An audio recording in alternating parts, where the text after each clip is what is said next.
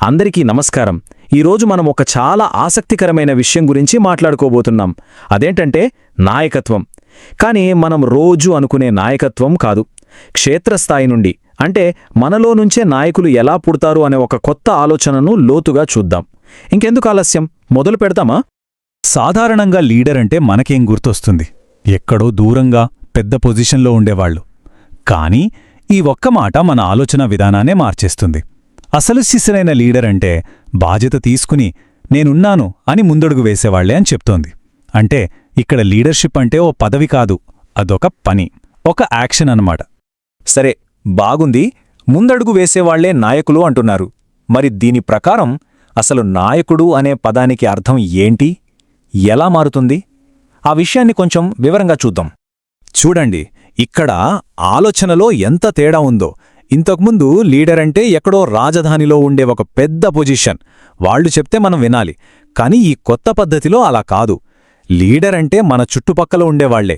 ఎవరైతే ఈ పని నేను చేస్తాను, ఈ బాధ్యత నాది అని ముందుకొస్తారో వాళ్లే అసలైన లీడర్.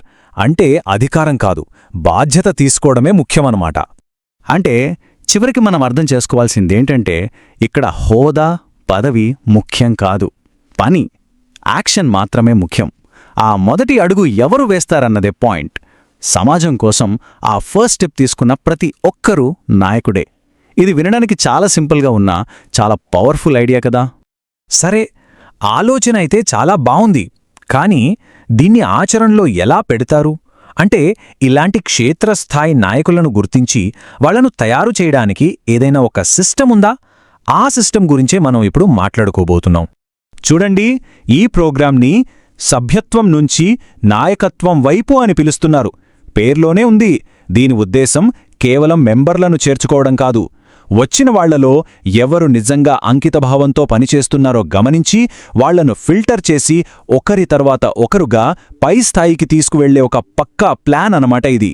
సో ఈ సిస్టమ్ ఎలా పనిచేస్తుందంటే, ఫస్ట్ ఒక సాధారణ మెంబర్గా జాయిన్ అవుతారు.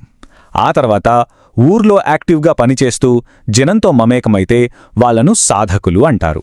అంటే పనిచేసేవాళ్లు అని అర్థం. ఒకసారి సాధకుడిగా ప్రూవ్ చేసుకున్నాక ఇక అక్కడ్నుంచి వాళ్ల ప్రయాణం మొదలవుతుంది. మెల్లగా గ్రామస్థాయి, తర్వాత మండలస్థాయి, ఆ తర్వాత రాష్ట్రం, చివరికి జాతీయ స్థాయి వరకు వెళ్లే అవకాశం ఉంటుంది.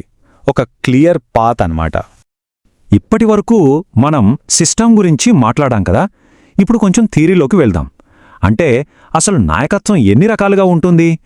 ఈ విషయంపై ఉన్న ఒక ఇంట్రెస్టింగ్ ఫ్రేమ్వర్క్ని ఇప్పుడు చూద్దాం. ఇక్కడ 3 రకాల లీడర్షిప్ గురించి చెప్పారు. ఒకటి, ముందుండి నడిపించే నాయకుడు. అంటే ఒక విజన్తో, ఒక ఐడియాలజీతో జనం ముందు నిలబడి దారి చూపిస్తారన్నమాట. ఉదాహరణకు మహాత్మాగాంధీ. ఇక రెండోది, వెనక ఉండి నడిపించే నాయకుడు. వీళ్లు డైరెక్ట్గా కనిపించరు, కానీ వాళ్ల పేరు మీదే అంతా నడుస్తుంది. ఆ సోర్స్లో దీనికి ఉదాహరణగా టెర్రరిస్ట్ గ్రూపుల లీడర్ల గురించి చెప్పారు. ఇక మూడోది చాలా ముఖ్యమైనది, మనలో ఒకరిగా ఉండే నాయకుడు. అంటే జనంలో కలిసిపోయి వాళ్లతో పాటే పనిచేసేవాళ్లు. సరే, ఈ 3 రకాల్లో ఒక మంచి ప్రజాస్వామ్యానికి ఏది బెస్ట్ అని వీళ్లు భావిస్తున్నారు?